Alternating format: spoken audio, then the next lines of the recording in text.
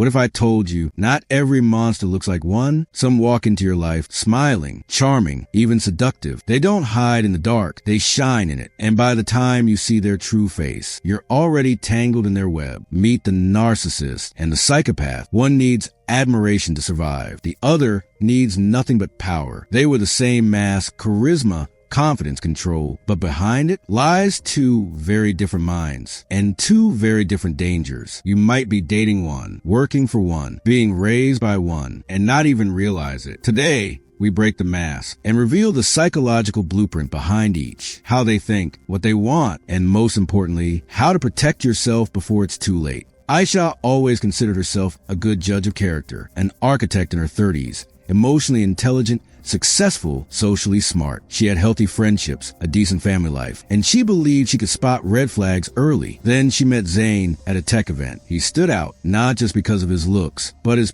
presence. He was magnetic. When he looked at her, she felt seen. When he laughed, people leaned in, and when he spoke to her, he made her feel like she was the only woman in the world. In just a few weeks, Zane swept her into his world. Surprise flowers, long conversations, deep vulnerability. He told her she was brilliant, too strong for most men, he'd say with admiration. She felt chosen, special, finally understood. 3 months in, she moved in with him. That's when it started. You're always so tired. Maybe drop that new client. I just don't like how that dress attracts attention. Rubina's been single for years. Don't you think she's jealous of you? I don't like when you post selfies. Makes me look bad. He didn't yell. He didn't threaten. He just guided her with subtle pressure. With guilt, she began to second guess herself. Her wardrobe changed. Her opinions softened. Her circle got smaller. She stopped laughing out loud. But he still needed her admiration. Whenever she pushed back, he'd go silent, or throw tantrums, or accuse her of being cold. Zane wasn't physically abusive, but mentally, he chipped away at her confidence. Months later, Aisha left, and that's when she met Salman. Quiet, grounded, intelligent. He didn't demand attention, didn't perform. He felt calm, safe. He didn't flatter, but he observed deeply. At first,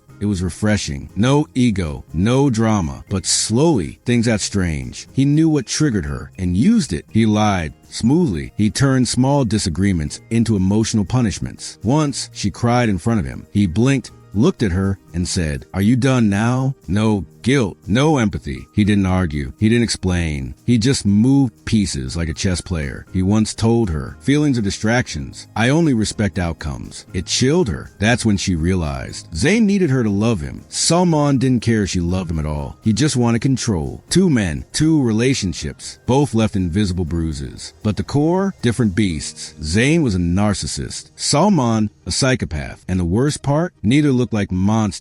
Let's get one thing clear right away. Not everyone who acts selfishly is a narcissist. Not everyone who lacks emotion is a psychopath. But the real danger? Most people don't know where one ends and the other begins. Both manipulate, both lie, both hurt others for personal gain. But their inner wiring, completely different. And once you see the blueprint, you'll never unsee it. Let's break it down. Trait 1, emotional core. Narcissists feel, but only about themselves. They crave admiration like oxygen. Praise them, they light up. Ignore them, they crumble or explode. Psychopaths, their emotional core is frozen. They don't feel guilt, fear, empathy. Not the way you do. A narcissist is wounded and loud. A psychopath is cold and calculating. One wants to be loved. The other wants to win. Trait 2, motivation. Narcissists want validation. Their entire personality is a performance to get applause. The fancy car, the humble brag, the selfless acts done in public, all scripted, all for an audience. Psychopaths, they want control, power, advantage. They play chess with human lives. Not for praise, but for pleasure. Trait 3, reaction to criticism. Narcissists are hypersensitive. Challenge them, they lash out or shut down. You'll hear, "You're jealous. You always misunderstand me. You never appreciate what I do." It's not about being wrong. It's about being wounded. Psychopaths, they don't react, they calculate. They'll smile through criticism, nod, agree, and then quietly destroy your reputation behind your back. Where narcissists get emotional, psychopaths get even. Trait 4, empathy. Narcissists have empathy, but it's selective. They can feel for others when it benefits them. If your pain makes them look good, they'll cry with you. But if your success threatens them, suddenly They're distant or cruel. Psychopaths, they mimic empathy. They don't feel it, but they study it. They'll fake concern. They'll say the right things. But behind the mask, nothing. Trait 5, relationships. Narcissists chase fantasy. They want the perfect partner. But no one is ever enough. At first, you're idealized. You're the one I've waited for. Then comes devaluation. You're not who I thought you were. Eventually, discard, and the cycle repeats. Psychopaths, they don't fall in love. They form attachments based on usefulness. Relationships are transactions. You give them what they want, they keep you around. You don't, they move on without a flicker of emotion. Trait 6, guilt and remorse. Narcissists can feel guilt if their image is damaged. They'll say sorry if it makes them look good, but real remorse? Rare. They regret getting caught, not what they did. Psychopaths don't feel guilt at all. No nightmares, no shame, no inner conflict. They'll ruin lives, then sleep like a baby. Trait 7, lies and manipulation. Narcissists lie to protect their ego. White lies,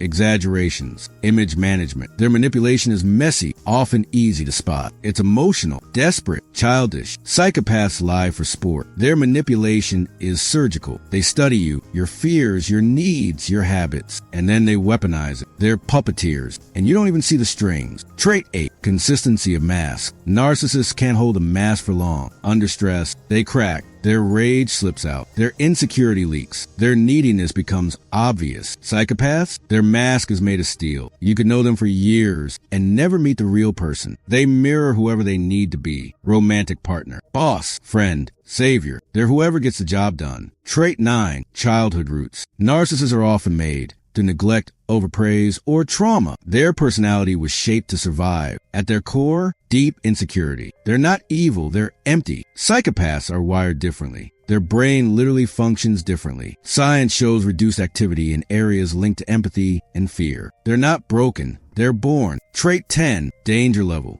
Narcissists cause emotional damage. They erode your self-worth, gaslight your memories, sabotage your dreams. But often, their patterns are obvious and you can escape. Psychopaths, they destroy silently. Careers, families, finances, futures, and you won't even realize you're bleeding until the knife's been gone for months. So, who's more dangerous? The answer is, it depends. A narcissist will break your heart. A psychopath will break your life. Final words. Understanding these distinctions isn't about labeling people. It's about protecting yourself. Because once you know what to look for, you stop falling for performance and start recognizing the predator. You won't see a warning label. No neon sign will flash manipulation detected, but the mind leaves clues. Your emotions leave footprints. And if you slow down enough, you'll see them. You'll feel them. Let's look closer. You feel anxious before meeting someone who says they love you. Your stomach drops at the sound of their name on your phone. You rehearse your words before speaking, not to express, but to survive. You feel relieved when they're in a good mood and terrified when they're not. You find yourself saying, "I'm just being dramatic," even when your pain is real. You delete messages not because they're wrong, but because they might get mad. You lie to your friends. Everything's fine, just to avoid explaining things. You feel like you're constantly walking on eggshells. You catch yourself apologizing, even when you did nothing wrong. You often start sentences with, "I know this sounds crazy, but these are not random habits. They are symptoms of subtle control." You stop wearing certain clothes because they don't like attention. You unfollowed friends because they're a bad influence. You second guess your memory after every disagreement. You no longer trust your version of events. You feel like you're too sensitive because they told you so. You edit your stories depending on who you're talking to. You feel guilty for setting boundaries. You crave peace, even at the cost of truth. The manipulation